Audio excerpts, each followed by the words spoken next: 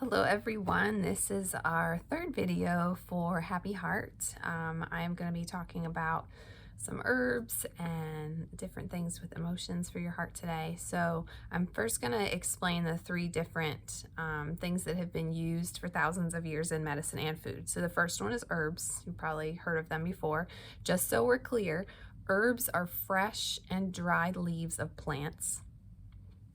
So for example, while I was researching, I found out that there's a certain plant called Coriandrum sativum, I guess you say, and the leaves are used for cilantro and the seed is used for coriander. So I thought that was super cool that we use different parts of the plant. So the herb is the actual plant itself, dried, or you can use them fresh. Some people like to grow like rosemary or basil and they'll go out and pick it as they need it for the recipes. So that's one area.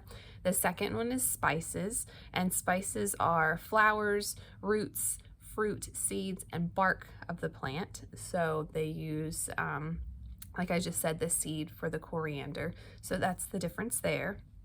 And then the third part is essential oils, which are the distilled part of the plant that's used. It pulls the oil out and you use that. So all three of those have their place, I believe, in medicinal value and when you're eating or cooking.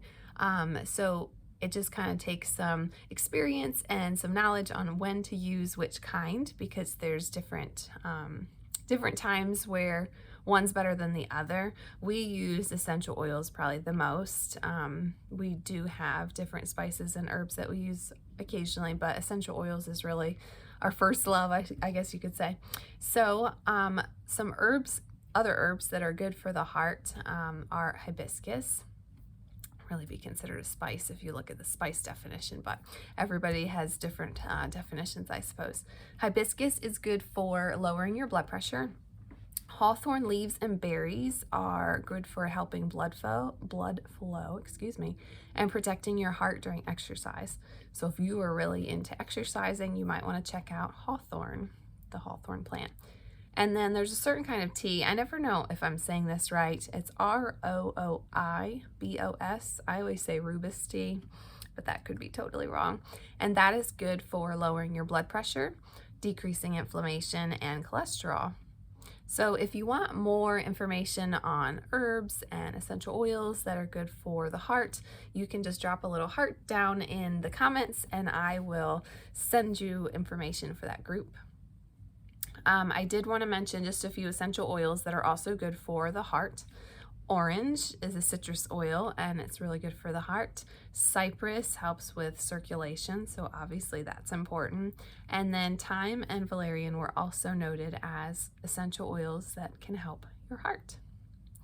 So the next part of this video, I want to jump into emotional health, because our body is one unit, but there are lots of moving parts and pieces, and in addition to our physical body, we have our spiritual body, our mental body, and our emotional body. And if those four aren't in sync or one is out of line, you're not going to be operating at your best health. So you want to make sure you're taking care of all areas of your life. And I feel like the other three get neglected because they're not right there in front of us, right? If you are gaining weight, you obviously know that you need to do something physically, but it might be a little bit more difficult to pay attention if you are having trouble with a mental problem or spiritual problem or an emotional problem. So just kind of keep that in the back of your mind, that you are making sure that you're taking care of your whole self and not just things that you can see that obviously need attention. So for emotions, it's really important that you don't stuff them. I am a stuffer and it's not healthy, because your emotions are vibrating at a certain frequency. They carry an energy, and when they get in your body and they're not supposed to be there, like stored in your body, they can cause blockages, which can actually lead to physical harm. There's lots of research out there that actually supports that a lot of our physical issues can be traced back to emotional problems that we have not dealt with properly.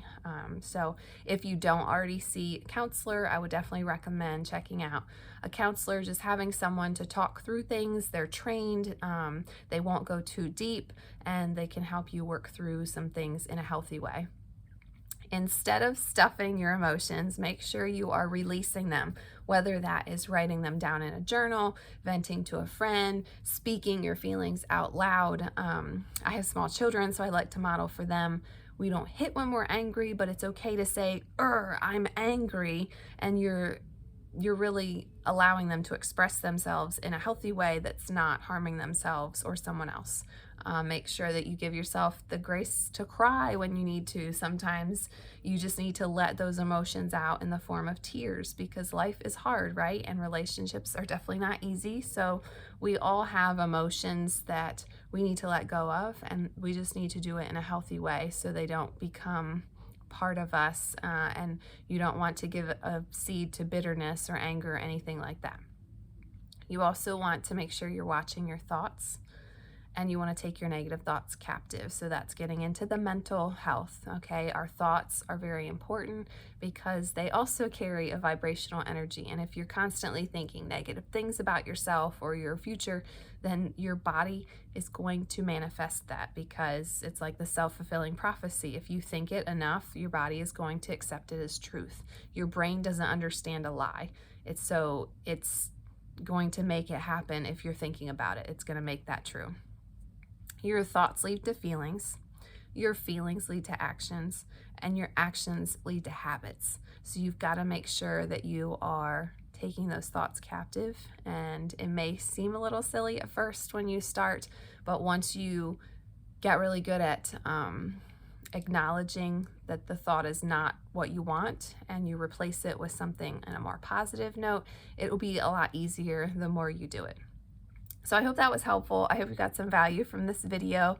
Be sure to check us out for even more videos to come. If you're watching this on YouTube, you can hit the subscribe button. If you are watching this on Facebook, make sure you are in my Toxin-Free Living group if you're not already.